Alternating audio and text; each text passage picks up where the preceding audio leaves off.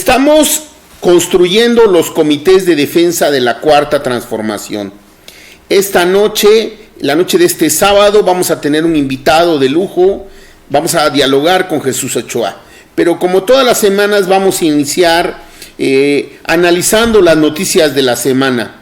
La primera nota que le voy a pedir a José Antonio nos ayude a comentarla es que un tribunal ordenó a los encargados de la obra Estela de Luz devolver millones de pesos por alterar los costos. ¿Qué opinión tienes al respecto, José Antonio?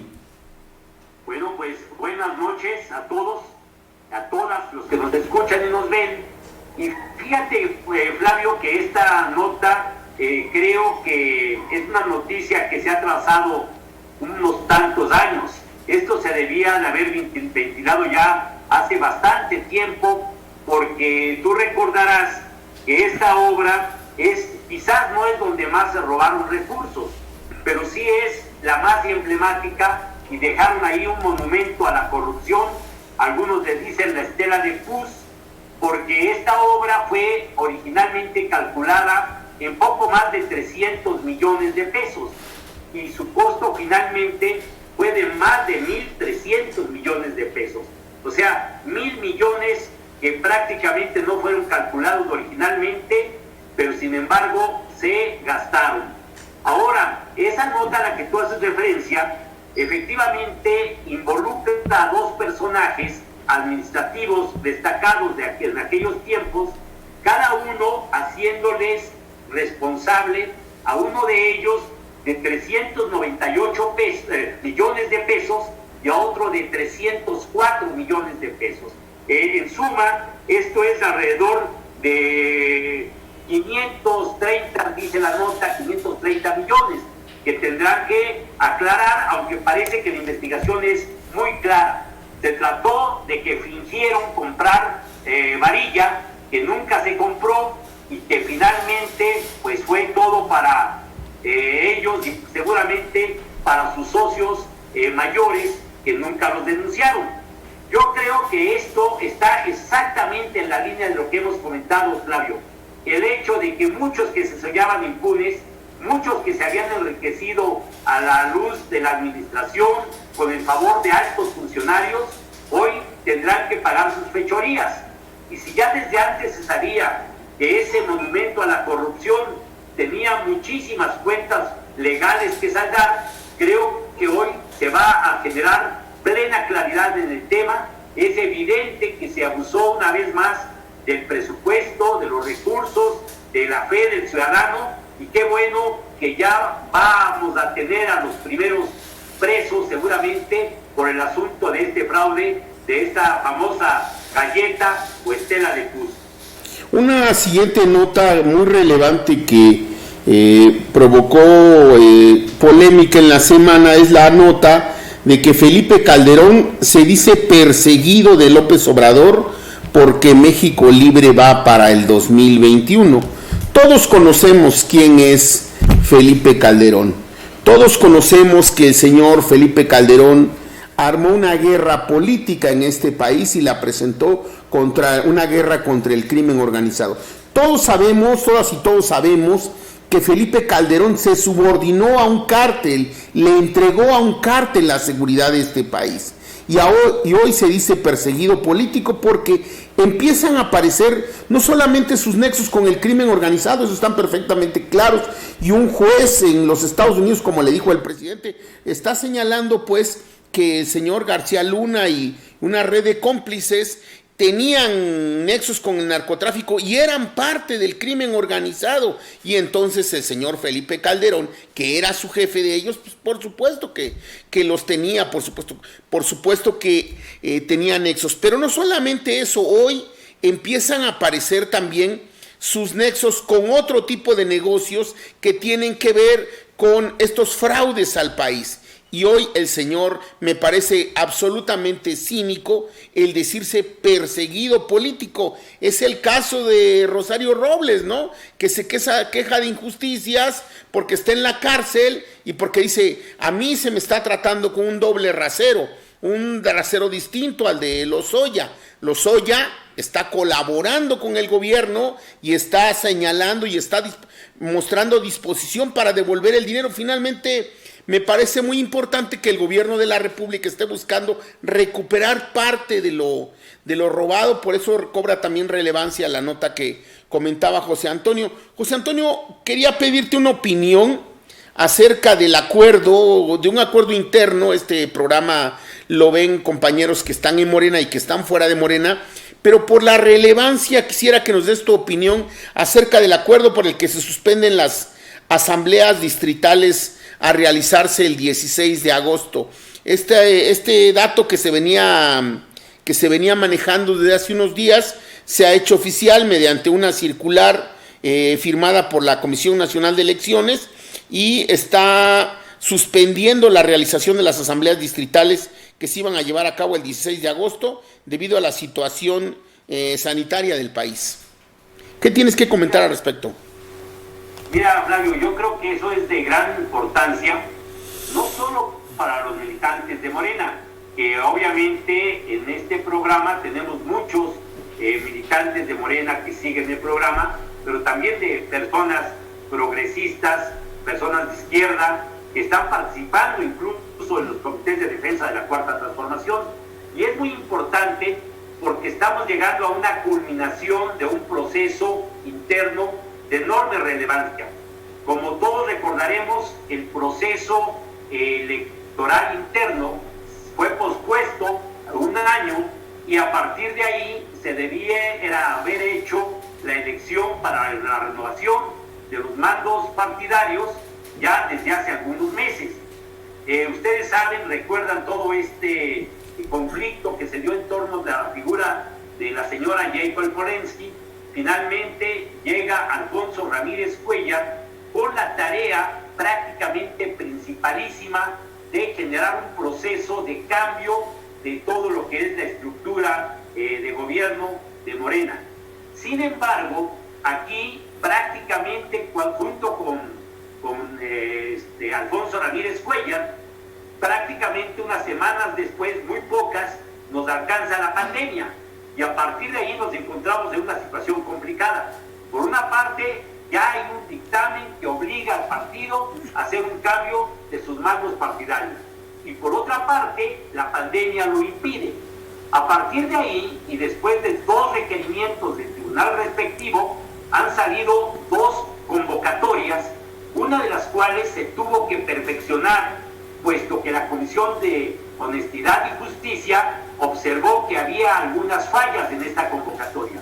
Finalmente sale la convocatoria para la renovación de la estructura de mandos partidarios y la última convocatoria señalaba el próximo domingo, ¿sí?, el día de mañana, para poder hacer elecciones en todos los lugares, ¿sí?, en todos los distritos federales para hacer la renovación.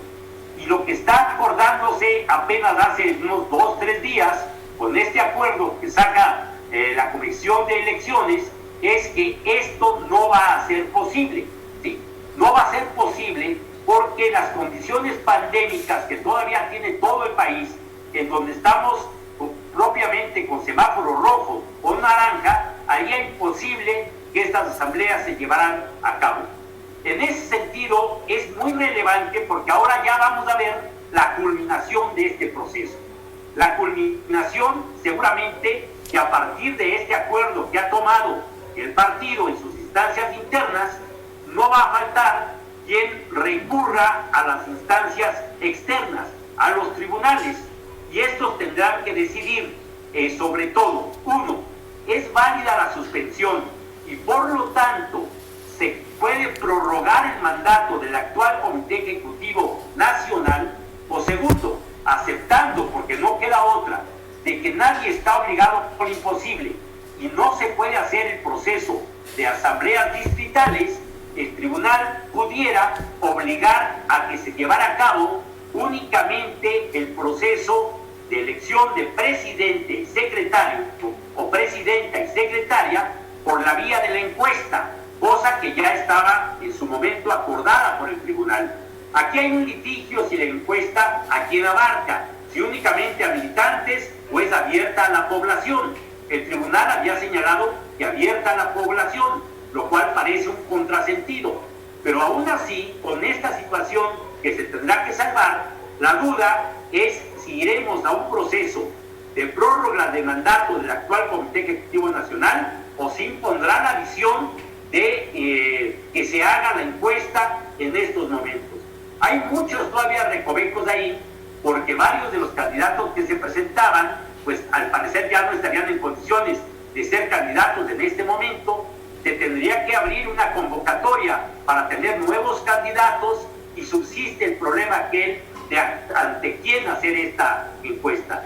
Todo ello nos habla de que pues está un poco enredado el proceso, como finalmente quedará establecido el mandato o el mando del partido de Morena para enfrentar la siguiente etapa, lo cual creo yo que obliga muchísimo más a que todos los simpatizantes de la Cuarta Transformación, todos los simpatizantes con el gobierno actual, ¿sí?, seamos capaces de que por encima de la problemática interna mantengamos una visión de organización, de no perder contacto con los ciudadanos y de generar alternativas que vayan un poco más allá, que vengan un poco más lejos de lo que es estrictamente este conflicto.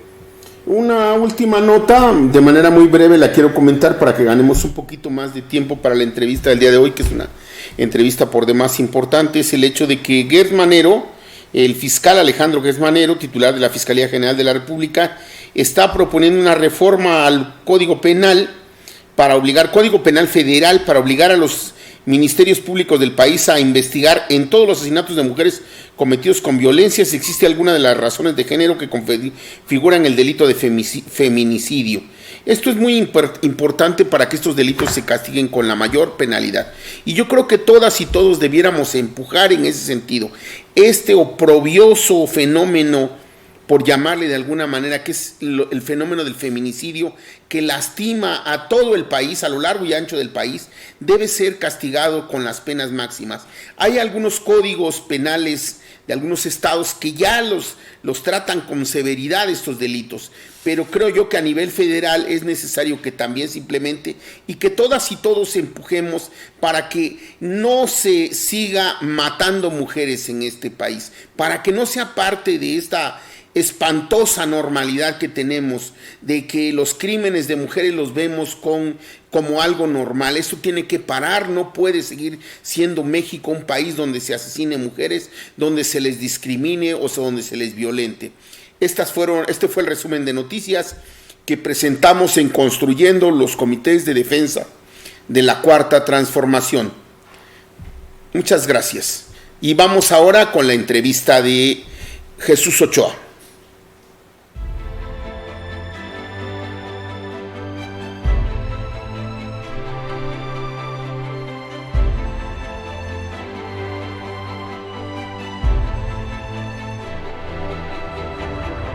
Estamos en Construyendo los Comités de Defensa de la Cuarta Transformación y tenemos un gran invitado, una personalidad, un gran actor, un hombre comprometido con su tiempo, Jesús Ochoa.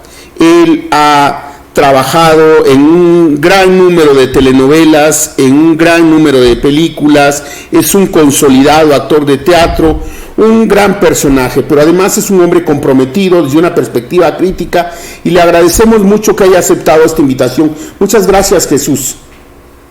Hombre, gracias a ustedes y gracias por la presentación. Eso de comprometido con su tiempo me suena como algo griego, así, Deus ex machina. ¿Qué te parece? Además le faltó a Flavio decir que eres el secretario general de la ANDA actualmente. No lo digas. Con mucho orgullo. Jesús, hace años, cuando yo era joven y bello, me atreví a hacer algunas escenas de teatro callejero y en algún momento interpreté un monólogo de Darío Fo, posteriormente Premio Nobel de Literatura. Este gran actor y escritor italiano tiene un monólogo donde él es un loco que está frente a la cruz y cuestiona a Jesucristo ahí crucificado por la situación en el mundo desde su perspectiva. Tú como actor y como un hombre conocedor de la realidad política y social de México y del mundo, de la tragedia que vivimos en la humanidad, ¿qué le cuestionarías? ¿Qué le cuestionarías a una divinidad? ¿Qué le cuestionarías a ese hombre que dio su vida para que en este mundo hubiera amor, para que en este mundo hubiera fraternidad, para que en este mundo hubiera justicia? Y este mundo es un mundo que se acerca a la tragedia. A lo mejor no de la guerra, o a lo mejor también de la guerra, pero sí a una tragedia donde la gente muere de hambre, donde hay tantas desigualdades, donde hay tanta explotación, donde hay tanta miseria.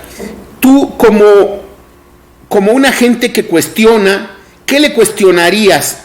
El gran dramaturgo Vicente Leñero escribió una obra, Jesucristo Gómez, que es un Cristo que recorre los barrios y lo trae al México a los lugares pobres cercanos al Distrito Federal.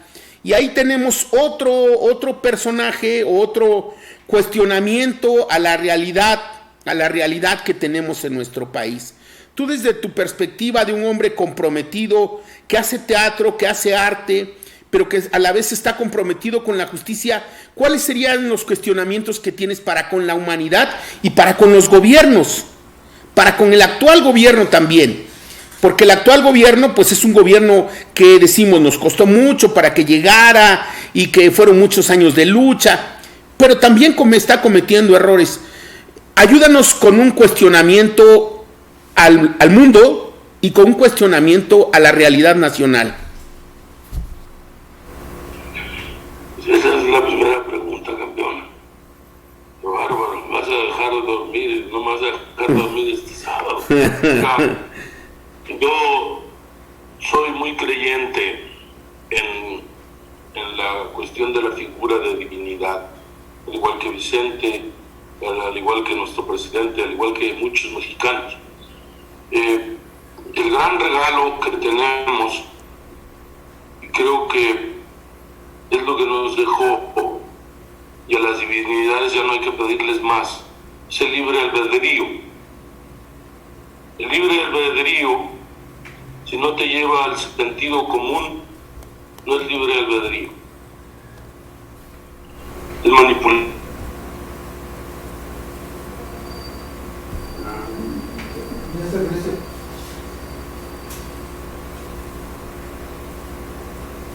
Es lo que no entendemos, muchos.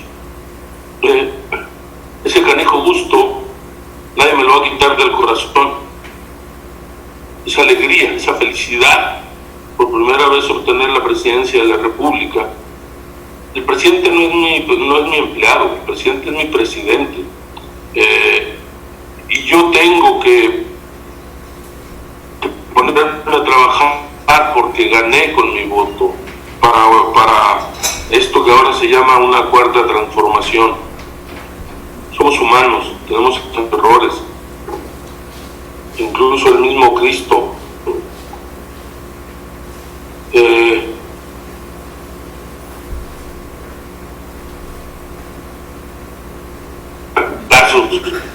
los comerciantes del templo, ¿no?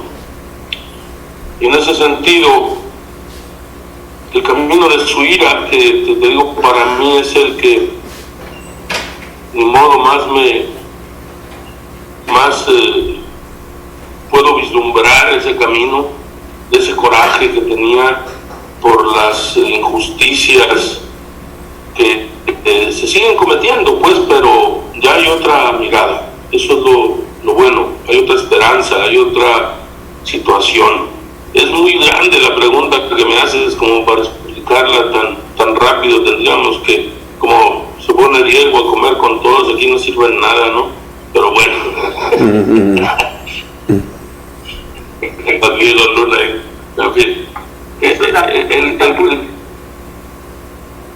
¿Me escuchas, verdad? Sí, señor. Mira, me gusta mucho tu respuesta respecto a que si frente a Dios tenemos que asumir como la clave de lo que sigue el libre albedrío, pues mucho más frente a un gobierno que asume su parte de responsabilidad. Pero me gusta la respuesta porque el ciudadano tiene que romper con esa idea de que todo se lo tiene que resolver el gobierno, que papá gobierno le tiene que resolver la subsistencia, la cotidianidad, Claro. la justicia, todo, la democracia. Y eso Hay que hacerse responsables del voto. Así es. Y en ese sentido, precisamente, nosotros cuando empujamos esta idea de los comités de defensa de la Cuarta Transformación, para decirlo rápido, lo que en realidad estamos impulsando es el ejercicio de la democracia participativa. Que la gente se organice, que la gente reflexione, que la gente articule sus distintas visiones de la realidad y tome iniciativas. Yo quisiera preguntarte, ¿tú cómo supones o cómo percibes o cómo crees que debiéramos de ayudar para que esta sociedad mexicana pudiéramos ser un granito de arena para coadyuvar en ese desarrollo organizativo, en esa toma de conciencia que impida que dependamos de un gobierno, que acabando este sexenio, pues tengamos el riesgo de volver a un escenario peor que el que estábamos viviendo antes? ¿Cómo evitar esto? ¿Cómo consolidar avances significativos? El sentido común es muy importante en este sentido. Creo que, y lo decía Vicente Leñero, como lo mencionaste, Flavio, en el Evangelio de Lucas Gavilán, el Evangelio de Lucas Gavilán. El Evangelio de Lucas Gavilán. Cuando yo me acuerdo cuando le preguntaban a Vicente, ¿qué hay que hacer para ser escritor? Él le decía, escribe, chíngale.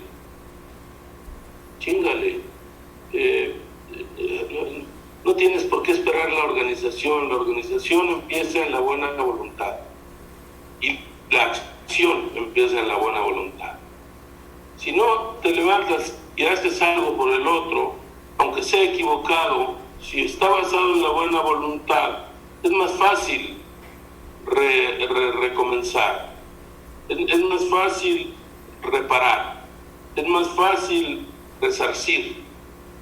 La buena voluntad es todo, de verdad.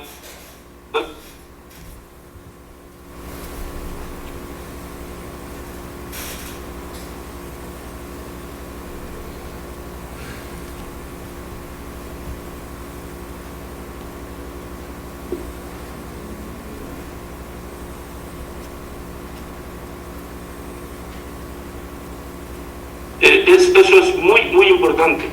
No es porque difiera, es por cuidado. Porque yo gané y tú eres mi representante, tú eres mi presidente. En ese sentido, volviendo a tu pregunta, creo que hay que levantarse y dar el paso, no pensar en consecuencias de lo que esto puede tener. Si te basas en la buena voluntad, es muy probable que sea efectivo lo que haces. No esperes que lleguen las cámaras, no esperes convertirte en héroe, no esperes convertirte en caudillo, no esperes convertirte en líder. No necesitamos eso ahorita. Necesitamos comunidad, verdaderamente. Y a final de cuentas, la comunidad que se armó para que este gobierno llegara al poder, pensaron, se le llevaron demasiado tiempo en la fiesta. Lo mismo pasó en la ANDA, porque 4 meses antes de que entrara a gobernar López Obrador, nosotros ganamos de la misma manera. Incluso Martí Batres nos dijo que éramos un presagio de la nación. Y es cierto, yo me di cuenta. Duramos mucho en el festejo, nos encanta el pinche festejo a los mexicanos. Y nos olvidamos del trabajo efectivo, de campo, de unión, de comunidad, y eso nos hace perder tiempo verdadero es muy poco, 6 años para regenerar algo, pero bueno, estamos en el paso y los que queremos estar. La oposición es muy peligroso en el sentido de que son como tres etapas, ¿no? De la oposición, la original, la que piensa diferente, la que es verdadera, la que no está de acuerdo con tu filosofía, con tu manera de pensar, de actuar, etcétera, es esa. Bueno, y es neta, pues. La segunda oposición es la que no está de acuerdo también y lo dice y lo expresa, y la tercera es la que trabaja para que te vaya mal, la que desea que te vaya mal. Esa es la más peligrosa y esa es la más inconsciente, creo yo.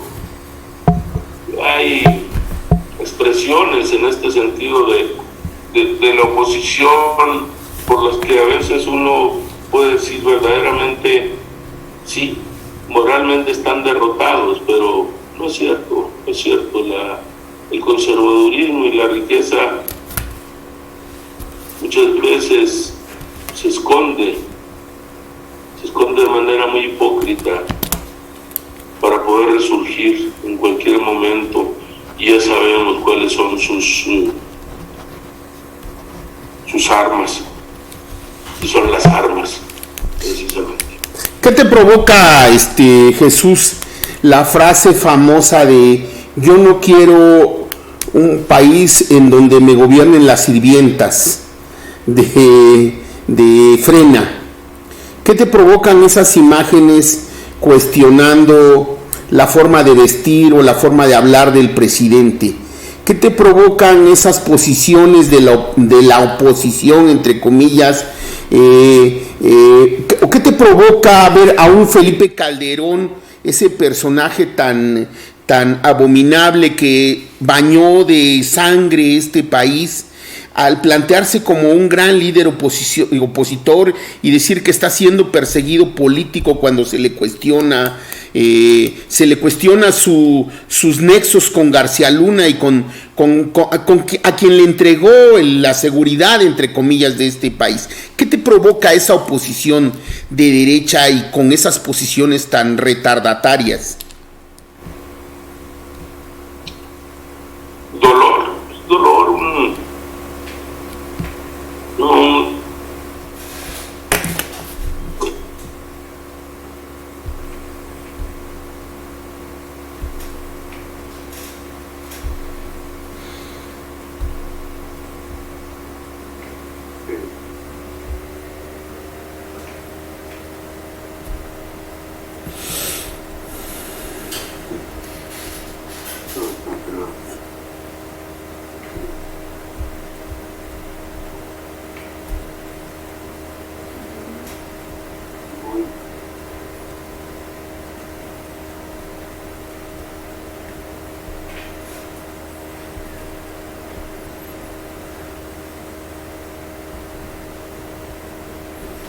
Perdimos la señal, les rogamos nos disculpen, no sé si podamos volverla a recuperar, tal vez debamos intentar incluso restablecer la conexión. Bueno, 4, 3, 2.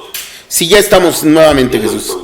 Te digo, tiene una doble cara muy peligrosa, se persigna, se arrodilla ante la Virgen, ante Dios, ante las iglesias, ante el cura, pero por detrás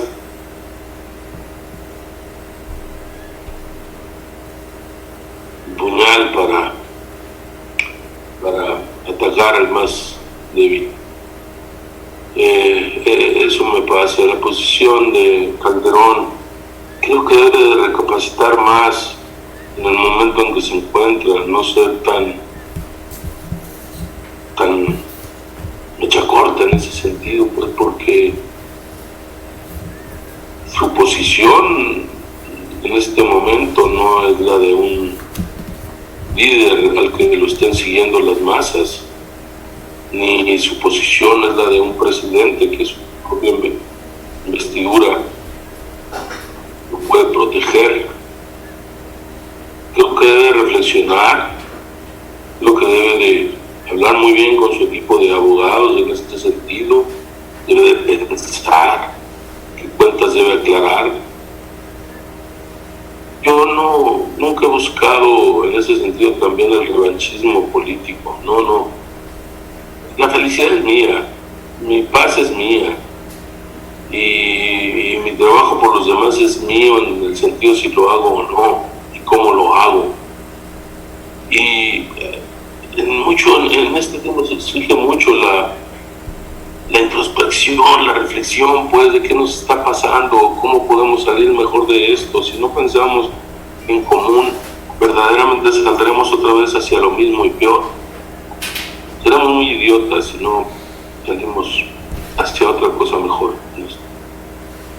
Jesús, yo creo que hemos ido tocando algunos aspectos, por ejemplo, en lo que comentábamos, la organización de la gente, el impulso de la gente, la reflexión de la gente, asumir que todos tenemos una gran responsabilidad. Sin embargo, yo creo que la culminación de este proceso, ¿sí?, para pensar en que hemos dado un paso definitivo en la transformación de este país, va a estar muy ligado con el desarrollo de una nueva cultura nacional, una cultura donde mucho de lo que hoy son declaraciones de la cuarta transformación se vuelvan prácticas: la fraternidad, el respeto a la ley, la solidaridad con los más débiles, la justicia como un principio importante, atacar a fondo la corrupción. ¿Tú cómo crees que pudiéramos nosotros avanzar en un proceso de la construcción de una nueva cultura nacional? ¿En dónde estarían las claves para ir avanzando en este proceso? Y esto lo ligo con otra pregunta que me inquieta, pero yo creo que tú tienes la respuesta. Muchos hemos visto cómo algunos amigos artistas, algunos amigos del ámbito donde tú eres representante y figura destacada, apoyaron al principio el asunto de la transformación y el triunfo de Andrés Manuel, pero después se alejan o incluso mantienen una actitud crítica, ¿sí? Obviamente nosotros, cada uno de nosotros tenemos respuestas, pero tú cómo observas este fenómeno a la luz también de la primera cuestión que te preguntaba, relacionado con los cambios culturales. Lo sé y sé quiénes son algunos en ese sentido, pero mira, hacer un análisis individual para qué.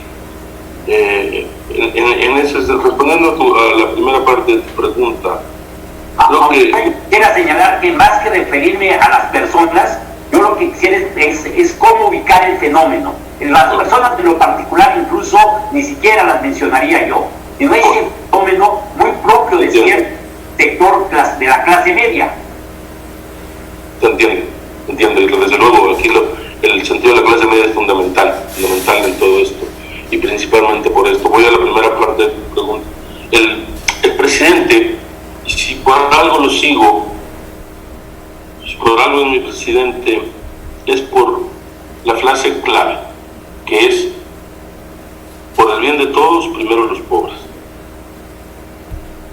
Si no empezamos por ahí, no. Así estés en cualquier clase.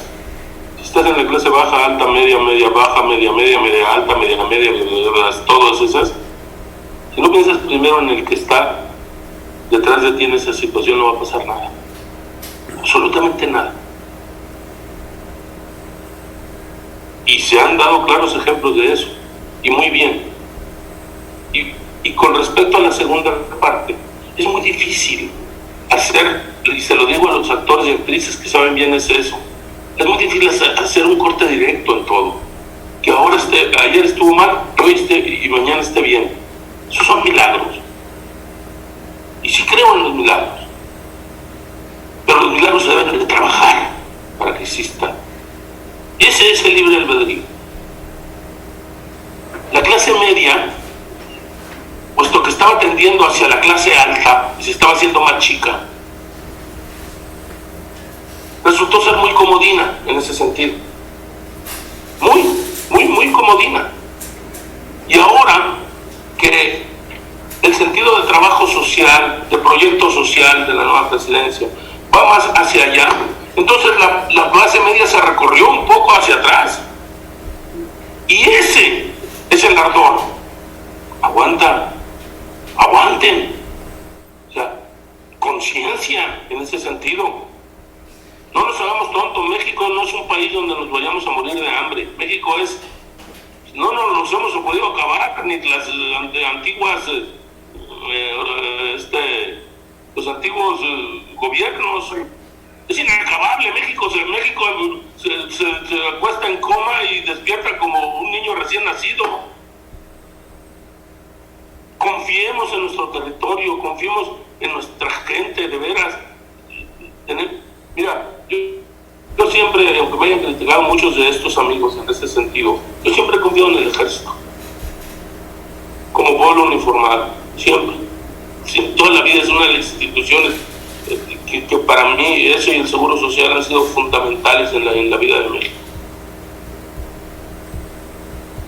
Pero lo han utilizado de una manera brutal anteriormente. Creo que es muy inteligente la forma en que ahora se está utilizando. Esperemos que tengamos buenos resultados en ese sentido. El pueblo es hermano, el soldado es hermano. Recuerden el terremoto del 85. ¿Con quién fue el único que se alió a la sociedad? Ni con los políticos, ni con la policía, ni con nadie, ni con partidos, ni con el gobierno. Se unió con el ejército, nada más. Que lo hayan utilizado para acciones brutales anteriormente, eso es otra cosa. Pero el soldado mexicano y la soldado mexicano son un ejemplo para mí de amor a la patria, de veras. E incluso señor presidente, hace falta la verdadera película del ejército mexicano, de su historia. Hace mucha falta. Muchas veces somos demasiado cuidadosos contra nuestras insignias nacionales, contra nuestros símbolos constitucionales y todo eso. Pero hace mucha falta.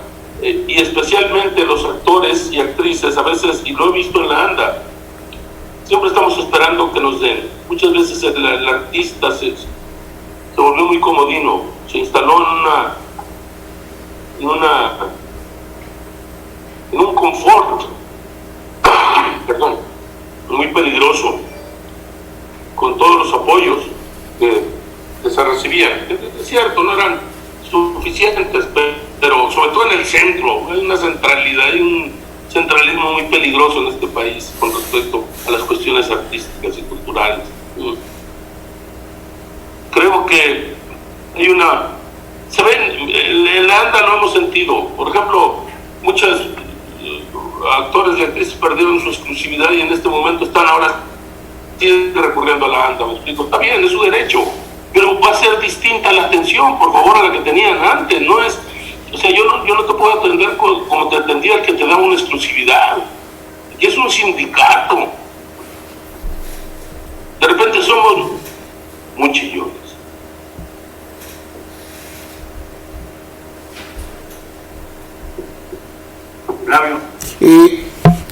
En estos momentos el cine mexicano está viviendo un gran momento, tal vez el mejor en los últimos 50 años. ¿Y qué te voy a decir a ti que sabes de cine? En este momento tenemos grandes directores, pero también jóvenes directores que están haciendo un cine con una perspectiva muy aguda. Quiero referirme por lo menos a 3 recientes películas. Cómprame un revólver, de Julio Hernández Cordón, Ya no estoy aquí, de Fernando Frías, y Oblatos, de un joven oaxaqueño, Acelo Ruiz Villanueva. Tú como actor, como hombre del arte, del cine, ¿cómo te sientes en este momento y cómo sientes el compromiso de los cineastas con la sociedad y con la transformación de México?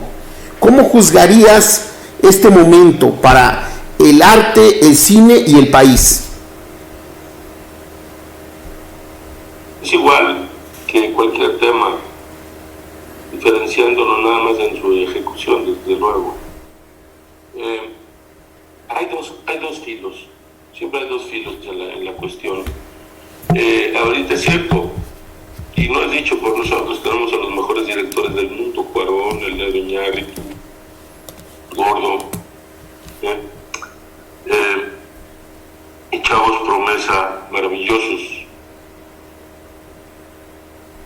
Pero a mí el sindicato me ha enseñado mucho a ver la otra parte, del gran reparto, del que no sale, del que no figura, del que de esa base necesaria para que estos brillen.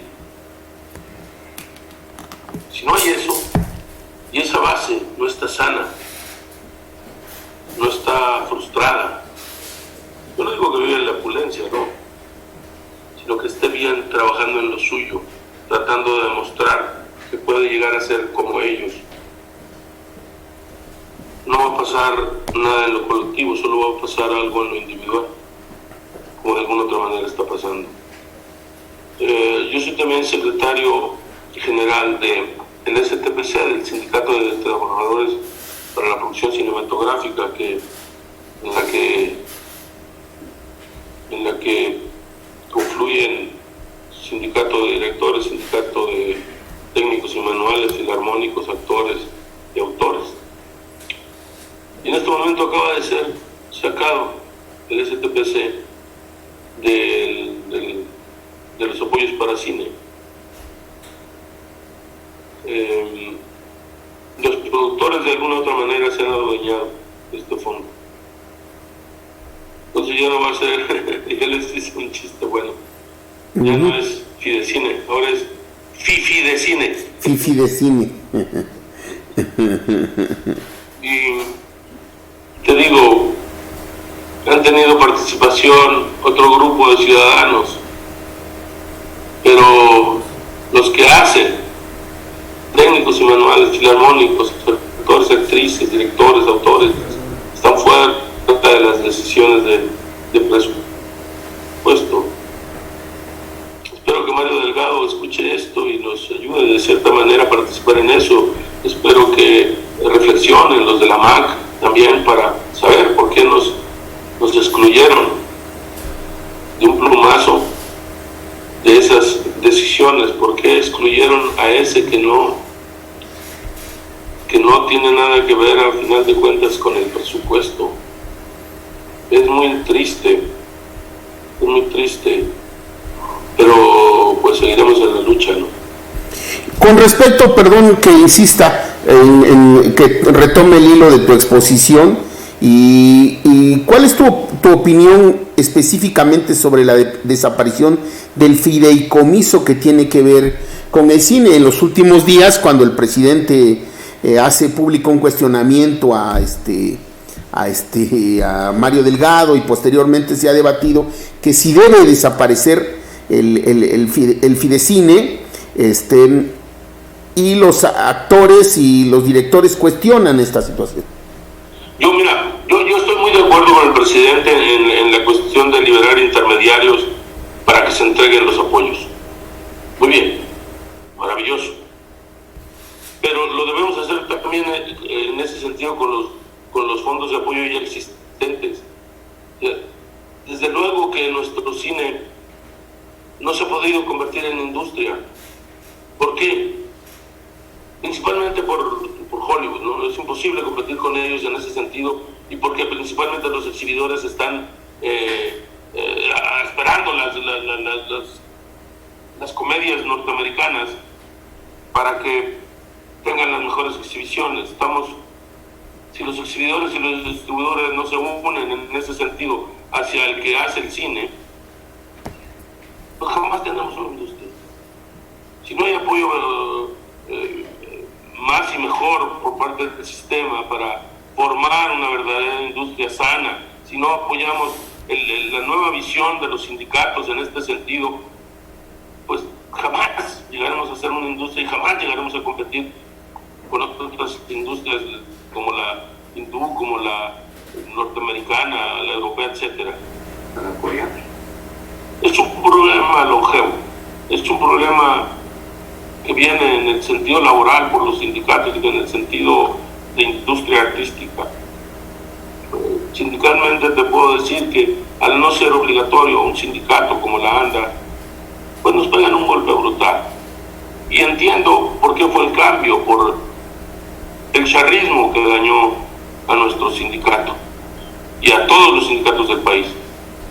Pero esta nueva generación, este nuevo comité que entró, por ejemplo, a la ANDA, tenemos otro sentido, pero también tenemos que luchar contra las imposiciones que se hicieron antes, el outsourcing, etcétera, etcétera, etcétera, para lograr esto. Y verdaderamente tenemos poco tiempo, a mí ya solo me quedan 4 y me estoy... Ni modo, te tienes que a veces concentrar en unos cuantos problemas para resolverlos y no ser tan general para resolver todo, porque no llegas a ningún lado, todo lo dejas a medias.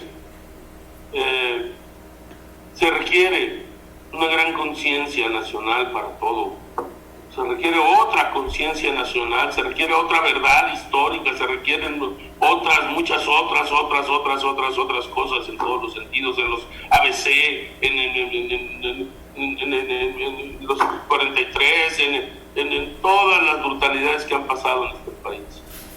Hay cambios. Ahorita da gusto ver la lucha contra la corrupción en los actos, en el cuidado de llevar las cosas, no dejarse llevar por la premura de los comunicadores muchas veces, de que quieren carnita, pues, o sea, información, que pasen las cosas. Como decía un personaje de un documental de Rulfo, del hijo de Rulfo, llévatela con Take It Easy. Llévatela con Take It Easy. Jesús, en esta lógica de cambios que luego, aunque son muy pequeños, son muy interesantes, yo quisiera que nos comentaras, que nos platicaras, ¿qué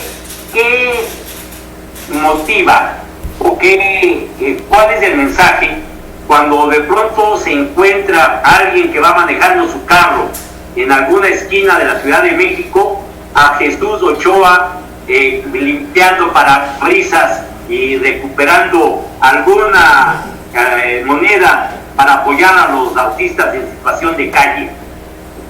Es lo que te decía, el sentido común.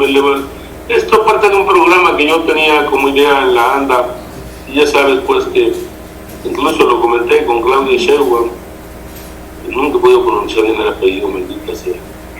Tampoco nosotros. Sí, bueno. El caso es que me interesó mucho. Yo tenía un proyecto para los artistas de calle de hacer una obra que fuera caminando con semáforo a semáforo, que tú pudieras unir como automovilista en distintos semáforos de la ciudad, una obra acordándome mucho de las estructuras de Vicente Leñero e incluso todavía más visual, pues para que fuera interpretada por ciertos grupos, incluso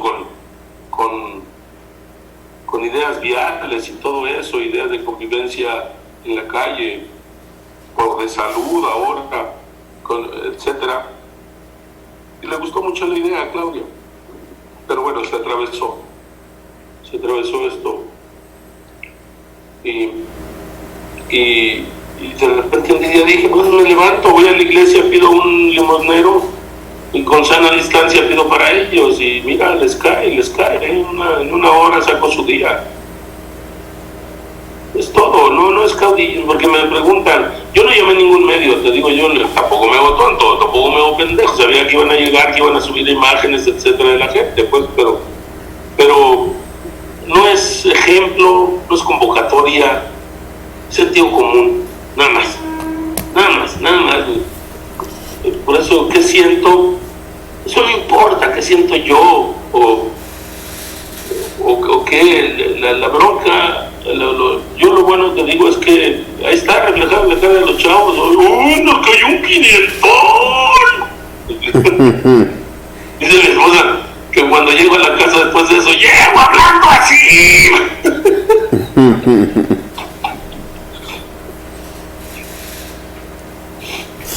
Jesús, hace rato tú planteabas un problema que tiene que ver con el arte y la cultura, que es la centralización. Por ejemplo, en estados como Oaxaca, los valores culturales llegan a la ciudad, pero no llegan a la periferia, no llegan a las regiones de Oaxaca. Para que un joven triqui pueda conocer el jazz, tiene que venir hasta la ciudad. Para que un joven triqui pueda conocer la música clásica, tiene que venir hasta la ciudad. Para que un joven triqui pueda escuchar el rock, de la misma manera, las políticas culturales se han diseñado para el centro, y en Oaxaca, por ejemplo, perdón que abuse del chauvinismo, en la capital teníamos el festival de instrumenta, teníamos la feria del libro en la capital, teníamos importantísimos festivales en el centro de la ciudad. Pero Oaxaca son 570 municipios y 10,000 comunidades. Lo mismo sucede en el país y lo mismo sucede en el Distrito Federal.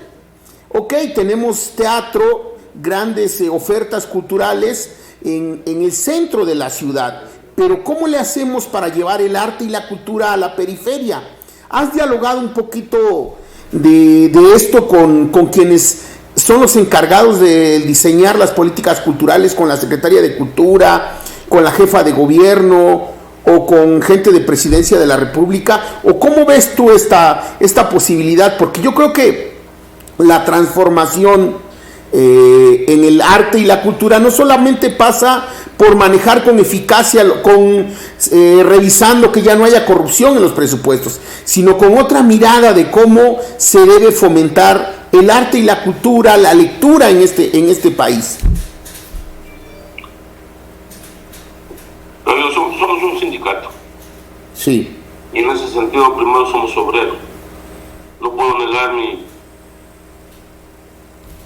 la relación de mi sindicato con el arte, porque somos un sindicato de actores y actrices mexicanos. Pero primero está en lo laboral. Es definitivo y hay otras instancias para eso. Nada más como dato que puede ilustrar ciertamente este centralismo. En el país somos cerca de 70,000, 80,000 actores y actrices. En el sindicato solo están 7,000 actores y actrices. Y dentro del sindicato solo tienen derecho 3,000 a todo lo que ofrece el sindicato. Desgraciadamente es un sindicato de castas. Yo te juro que al igual que el presidente, y a veces me dan ganas de decirle, yo he recorrido más municipios que usted. Yo he trabajado como actor en casi todos los municipios de México. He jugado con pasto y sin pasto. Y conozco muy bien, por ser un actor de provincia y que trabajó en la provincia, la situación de estos actores. Mi sueño es previsión social para todos, absolutamente todos los actores y actrices de México. Ojalá lo podamos conseguir. Esto depende mucho del gobierno y de su ayuda. El actor base, el gran reparto, no tiene derecho a seguro social, no tiene derecho a Infonavit, no tiene derecho a un crédito en el banco. Los que le hemos hecho de alguna otra manera sí, pues, pero esa gran base no tiene derecho. Nada, absolutamente nada. Hacienda no sabe qué hacer con nosotros. Entonces, decirte ahorita que me tengo que también ocupar de cuestiones artísticas, de que aporte sí o por qué no, es difícil cuando no hemos podido, cuando llegamos a la ANDA, de veras a primero tapar las goteras antes de que se nos cayera el techo, a poner cositas por donde quiera, porque era un verdadero desmadre, sin nada de transparencia, sin una modernidad puesta al servicio, con cuello trejo en contra, con la parada, echándonos demandas. Me explico. Puedo opinar de manera individual, no como secretario general de la ANDA con respecto a esto, con respecto a los programas. Creo que el norte y el sur ha sido un gran ejemplo. La productividad de cultura que tiene Oaxaca, por ejemplo. Y te llevo hasta el otro lado, Tijuana, en su movimiento plástico, Sonora, con sus grupos de danza, sus compañías de teatro, Sinaloa, con Tacuás, en teatro, Juárez, y su producción teatral en Borde del Teatro. ¿Qué te puedo decir del movimiento de rock en Tijuana? Hermano, hay todo. Antes, los que vivíamos en estados fronterizos éramos los que le llevábamos la música a los del centro, la música, la nueva.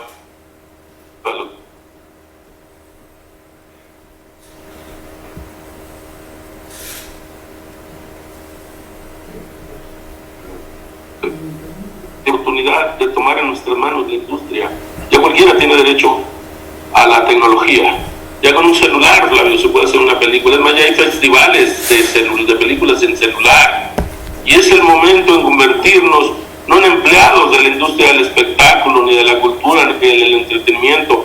Es el momento de convertirnos en parte, en socios. O sea, ya no necesitamos tanto a los productores, ni a los que tienen la tecnología, o que antes tenían dinero para comprar la cámara. Ya no. Yo, dentro de la crisis, veo un renacimiento. Ahorita andan las tonterías del TikTok y todas esas madres, pero volverá a surgir el bueno, el autor bueno, el de la buena idea, porque ya tiene la posibilidad de esto que tenemos enfrente ahorita todos nosotros. Y si volvemos a esperar que el gobierno nos sitúe otra vez en el padrinazgo, en el apapacho, en el confort, estamos jodidos, pues, estamos jodidos. Es nuestra oportunidad, eso hay que verlo, actores, actrices, artistas de toda la República. Es el momento de volvernos por sí mismos y luego conjuntándonos chingones, mostrarnos en todos lados, en todo mundo. Con esto le podemos dar un golpe al centralismo de una manera brutal. No sé si me explico. Claro. Jesús, pues nosotros siempre nos quedamos con ganas de platicar mucho más con todos nuestros invitados. Siempre aportan muchas cosas para ayudarnos a comprender los tiempos. Yo particularmente quiero concluir, por lo que a mí respecta, con una pregunta que a lo mejor no es de vuelo nacional ni de una visión cultural de gran trascendencia, pero algo que me llamó la atención porque de alguna manera denota algo que también cuando se habla de la ANDA, casi siempre de inmediato hablamos de la casa del actor, es decir, los actores que de alguna manera se han retirado y no siempre en las mejores condiciones económicas. Yo pude percatarme de que ahí había algún conflicto, como siempre supongo que hay un tanto de abandono, sobre todo en las administraciones pasadas, y en esta perspectiva te vi a ti un poco peleando en un video, porque no te dejaban entrar a la casa del actor a ver las condiciones internas en esta etapa de la pandemia. Yo quisiera preguntarte, primero, ¿cómo están pensando, cómo estás tú pensando que se pudieran mejorar las condiciones de vida para los actores en retiro? Y la otra, preguntarte si en estos tiempos que vivimos, en esta conducción, que efectivamente todavía te faltan 4 años. Dos te falta. Bueno, pues en ese sentido, ¿tú cómo ves, cómo quedará este gremio después de tu paso por ahí? ¿Habrá condiciones para recuperar un gremio activo, más consciente, más organizado, con mejores condiciones, o encuentras tú obstáculos muy difíciles de superar? Primero voy a buscar la reelección, no es cierto. De ninguna manera. Yo no soy actor. Uno de los principales problemas de nuestro sindicato es que vayamos los actores mismos a fungir como como administradores, no sabemos, pero bueno, como dije en mi fórmula de primero la buena voluntad, puedo equivocarme, pero somos el primer comité que ha enfrentado legalmente al patronato de la Casa del Actor, es decir, a Coello Trejo. No pongamos el señor Laparade, Carla Estrada y Ortiz de Pinedo son seguidores en este sentido del señor. Transformaron los estatutos para que quien mantiene la Casa del Actor no recibiera ni siquiera facturas por tener que dar un dinero, para que no perteneciéramos al patronato de ninguna manera. Ni siquiera el secretario general de la ANDA puede pertenecer al patronato de la Secretaría, al patronato de la Casa del Actor, cuando los estatutos decían que era obligación del patronato que el secretario general fuera el vicepresidente del patronato. Eso se cortó, eso lo quitaron, para que no los molestaran este grupo, coludidos antes con la Junta de Asistencia Privada.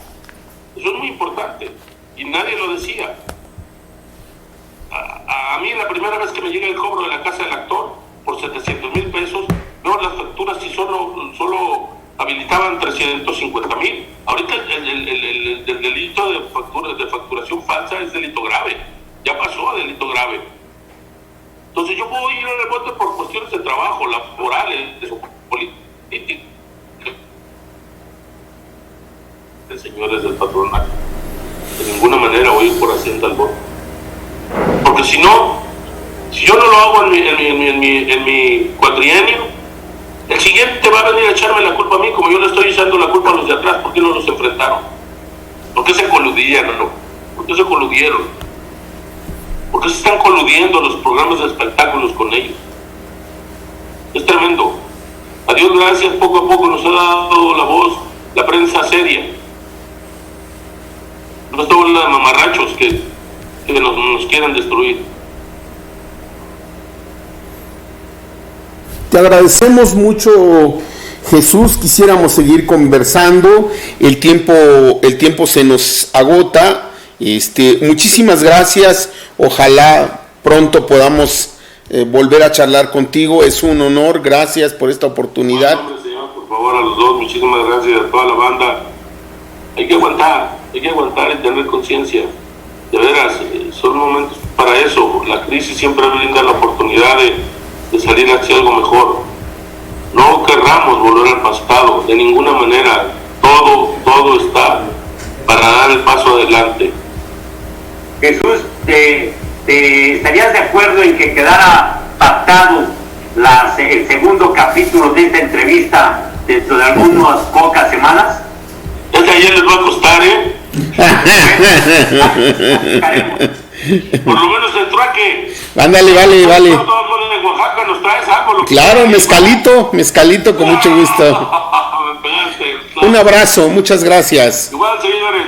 Muchas gracias.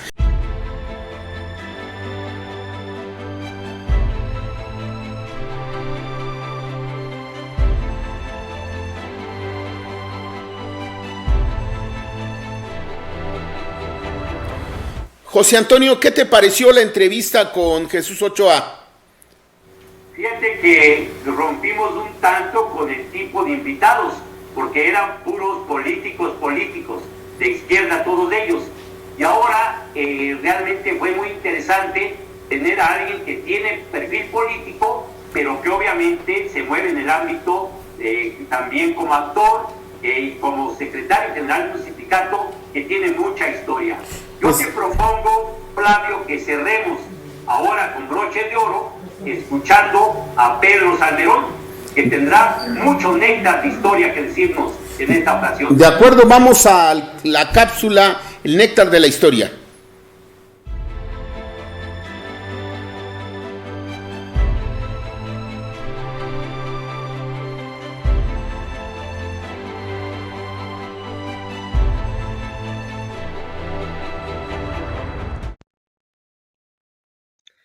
El 13 de agosto de 1914, sobre el guardafango de un automóvil, los generales Álvaro Obregón y Lucio Blanco firmaron con el último representante de un gobierno que se desmoronaba y con el jefe de un ejército vencido en el campo de batalla, los acuerdos de Teoloyucan, que formalizaron la entrega del poder a los revolucionarios vencedores y la disolución del viejo ejército federal. Con este acto simbólico culminaba el colapso del Estado construido penosamente por el régimen de Porfirio Díaz, el régimen porfirista que la dictadura militar de Victoriano Huerta pretendió prolongar durante una situación revolucionaria. En ese momento, finalmente, la revolución había vencido. Había subvertido todo el orden político del país. Habían desaparecido los 3 poderes de la Unión. El personal ejecutivo de los 4 niveles de gobierno, en aquel tiempo había un nivel de gobierno que hoy ya no existe, el distrital, había sido reemplazado por completo o iba a terminar de serlo en cuanto se ejecutaran estos acuerdos. Habían caído los periódicos nacionales, habían desaparecido todas las organizaciones que respaldaban políticamente la dictadura, el Ejército Federal, la Marina, los rurales y otras policías. Todas las instituciones del Estado habían sido barridas por el huracán revolucionario. Estos acuerdos en realidad son 2 actas. Uno estipula la entrega de la Ciudad de México al ejército constitucionalista y el otro, la rendición y disolución de lo que quedaba del ejército federal. Así se hizo. La revolución, pues, se erguía triunfante sobre los restos del antiguo régimen. Sin embargo, apenas 3 meses después, como ocurre en casi todas las revoluciones, no nada más en la mexicana, apenas 3 meses después los revolucionarios vencedores se iban a enfrentar entre sí para definir qué tipo de revolución querían, es decir, cuál iba a ser el nuevo Estado que iba a reemplazar al ya destruido. Perdón que me haga autopropaganda, estaba leyendo este libro, ¿sí? En el que cuenta su historia. Esas son las revoluciones.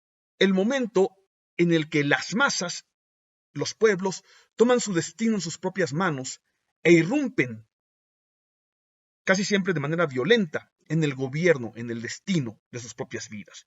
Eso fue la revolución de 1910. ¿Qué lecciones nos deja esa revolución? Las lecciones de que el pueblo organizado, cada vez más consciente, es capaz de cambiar en favor suyo su destino. Aprendamos eso de esta revolución y aprendamos también de su violencia, que la violencia es demasiado cara para el propio pueblo, demasiado sangrienta. Nos vemos el sábado.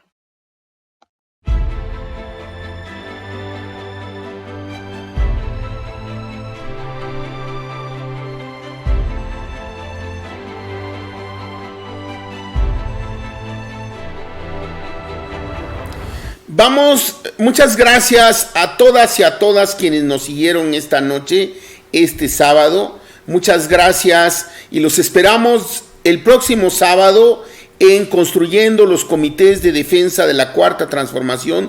Muchas gracias a Pedro Salmerón, al maestro Pedro Salmerón. Muchas gracias a Jesús Ochoa por su generosidad y la disposición a dialogar con nosotros. Muchas gracias, José Antonio Rueda. Buenas noches, les agradecemos a todos y no se les olvide que dentro de 8 días, a las 8 de la noche, nos vemos por este mismo medio. Muchas gracias y gracias a la generosidad y hospitalidad de Regeneración.